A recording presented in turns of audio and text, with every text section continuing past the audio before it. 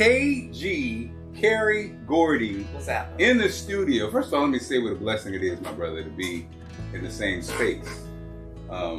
People, I think, I'm serious, man. I'm serious, KG. I think people don't really, I was thinking about this when I was coming over. Like, so your family and your father and mother, basically, when you talk about music in America, you know, one of the most influential figures in the history of America, when you talk about music, especially if you're talking about pop music, you know, your father basically, in a sense, invented pop music, you know, from a standpoint of a system where you create a sound that then became, you know, the Motown sound. Mm-hmm.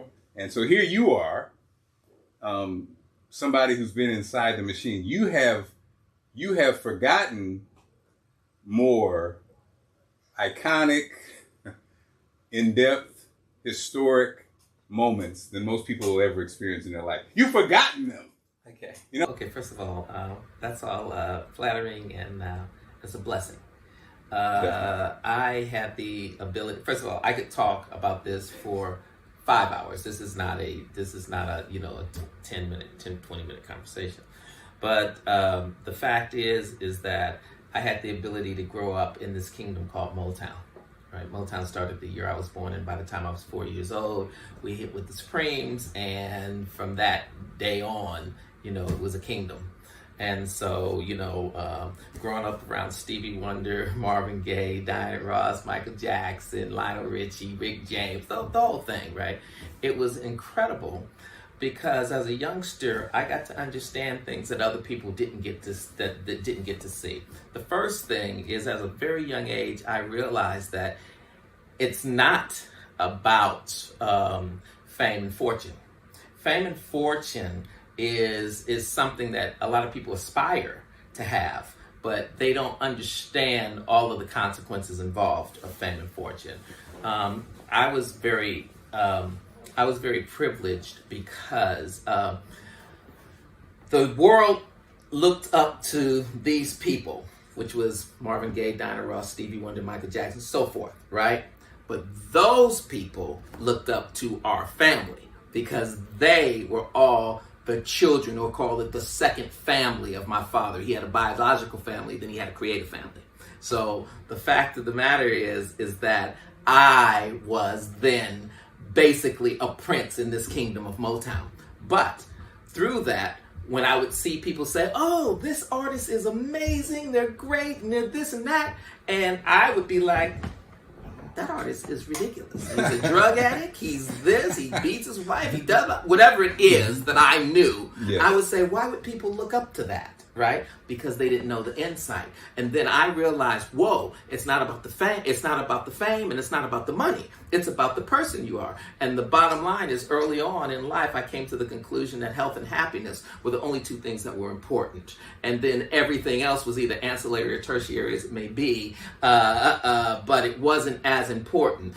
Making money is a byproduct of doing something amazing and doing something great and having great people, you know, surrounding and having passion about what it is that you're doing. So to that end, I got a kind of a bird's eye view from the inside of an incredible kingdom. And it was a business. It wasn't yes, it was a family on one end, but it was a business. I mean, realistically, everybody would say, oh, you know, Berry's hoarding the money and he's doing this and he's doing this. Yes, but here's the point. He had to pay for every studio time, every person, every promotion, every marketing, every distributor, every lawyer, everything. And he had to make sure that he had the funding to be able to do that. Right? So to that end, he had to be incredibly responsible, not to mention at that time, taxes were at a 70% rate, right? Wow, yes. And so he had to deal with all of that, and he had to be perspicacious enough and smart enough to understand, okay, I have to be cool, I have to be business, and I have to be an entrepreneur. Initially, he was a writer. That did his songs for other people. He would get royalty checks at $3 and $4, and he'd say, well, wait a minute. If I'm only going to get a $3 or $4 royalty check, Smokey said to him, Barry, if you're only going to get a $3 royalty check, you might as well start the company yourself. And he was like, yeah, you might as well. The only difference is I'll pay my people, right? And so the fact of the matter is that's kind of how Motown started. My father wanting to protect his songs, and then doing the songs, he wanted to protect his records, and then doing the records, he wanted to create the publishing company, and then he wanted to protect everything, and he started as 100% creative, 0% business, or let's say 95% creative, 5% business, and then ended up at the end being 5% creative and 100% business, because now he had to protect all of his assets. So to that end, but the thing that you pulled out of all that is the jewel, that some say it could even sound cliche, is happiness and love and joy. That's the key to life. Because you're not saying it for somebody who's seen it from a distance. You've seen it up close. Cats who have all the money in the world, have all the fame in the world. Commit suicide. Right, walking around sad, clinging to your dad, always blaming, oh, this ain't right, that ain't right. But so armed with that, number one, I know you got kicked out, I think, when you were 18. When did you realize that, and how long did it take you to realize that love was the answer to all questions? I realized it before I left the house at 18. Okay, okay. I realized it. So it's just I read a book called Your Erroneous Zones when I was 18 years old by Dr. Wayne Dyer. Right. And the syllogism is, or it is, the bottom line is, nobody's opinion of me can mean more to me than my opinion of myself, right? Come on now. Preach now. Wait a minute. Preach, preacher.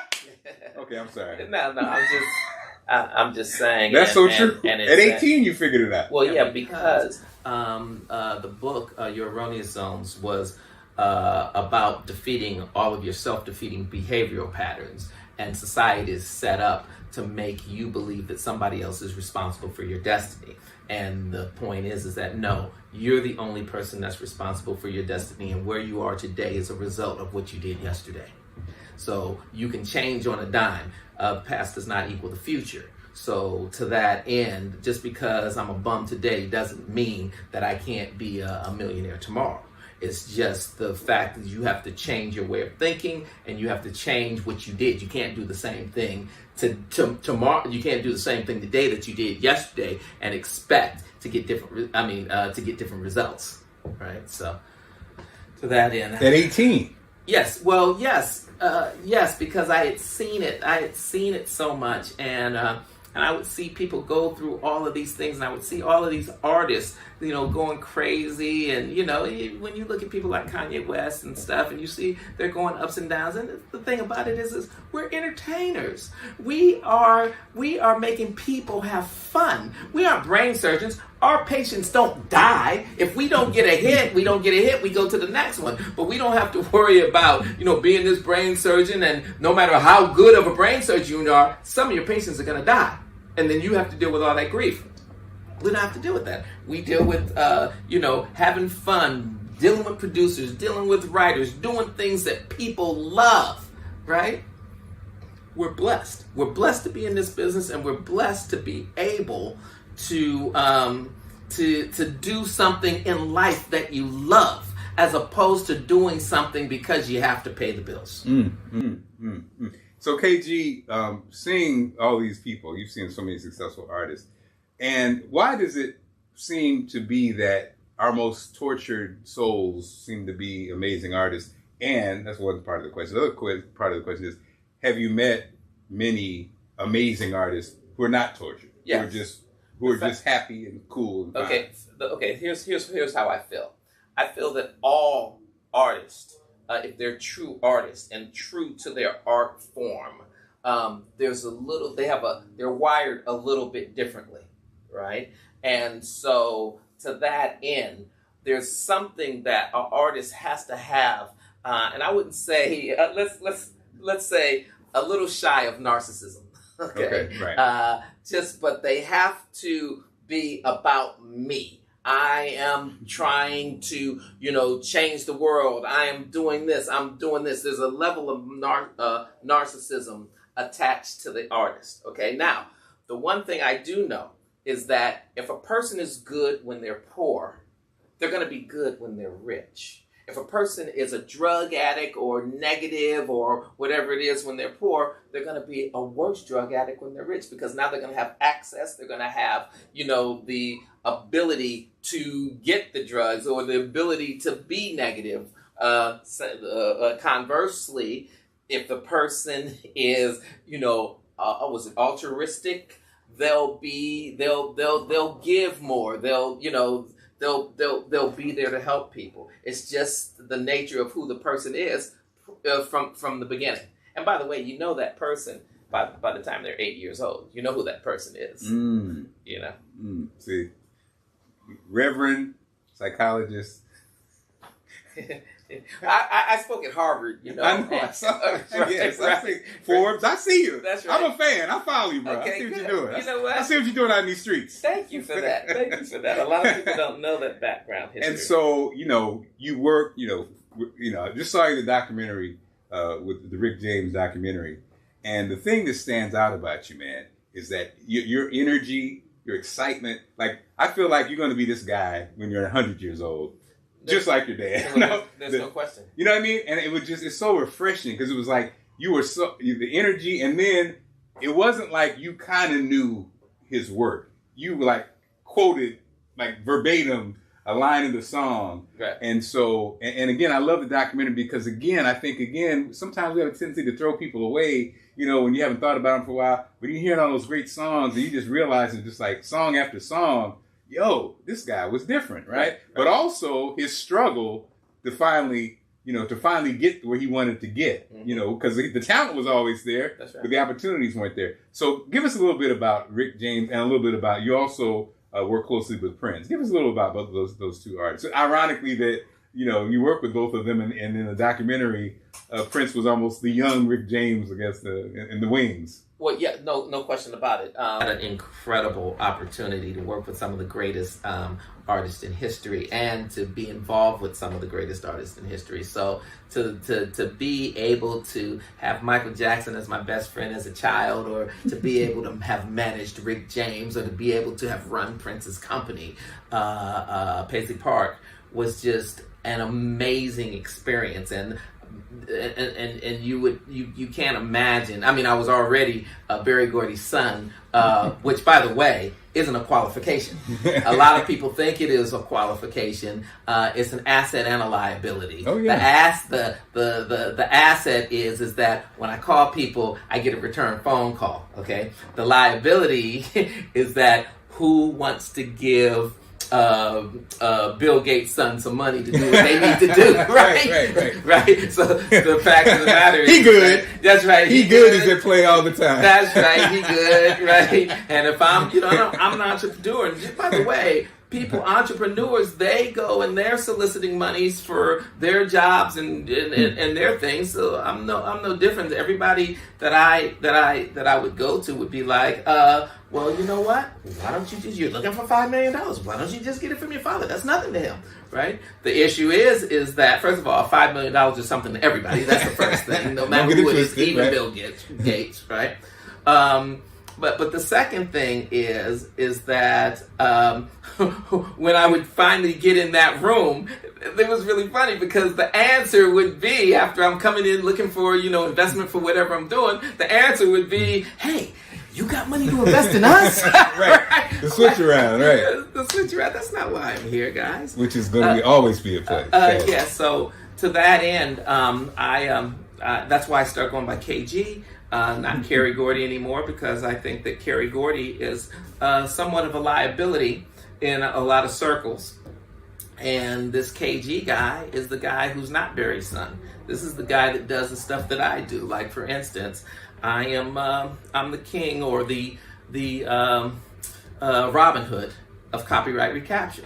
So I recapture copyrights for people, or I do settlement agreements for people who assign their rights over early in their careers, and when they didn't have leverage. So, we did Smokey's deal, we did Rick's deal, we did Valerie Simpson's deal, and we got them millions of dollars, right? And so, but this is money that they would not have gotten And this is money that if they don't do it in a specific amount of time, they lose the opportunity. Right? Wow. So wow. I'm that. Well, it was my mother who told me that she wanted me to help anybody that was there in the beginning, before Motown, right? That was actually helpful in the building of Motown. If I could help them, and she told me this on her deathbed. That's why I'm in the copyright recapture business, and that's why I am Robin Hood.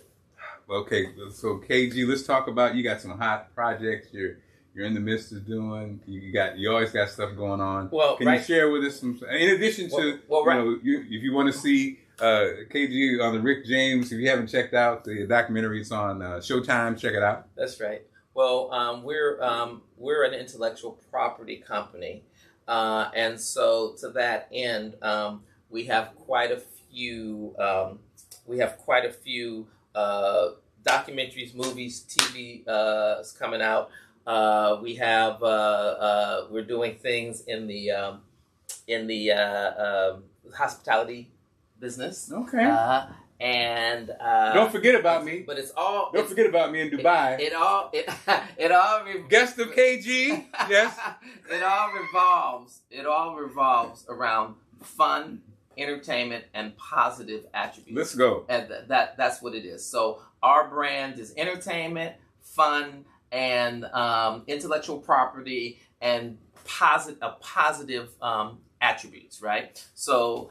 High energy. Well, definitely high energy. And the one thing that we're working on right now, which we're really excited about, my COO, Ashley Garrett, she actually called me one day and she said, listen, I saw this girl on the internet and we're going to work with her because she's a 15-year-old girl. Well, she's 14 at the time.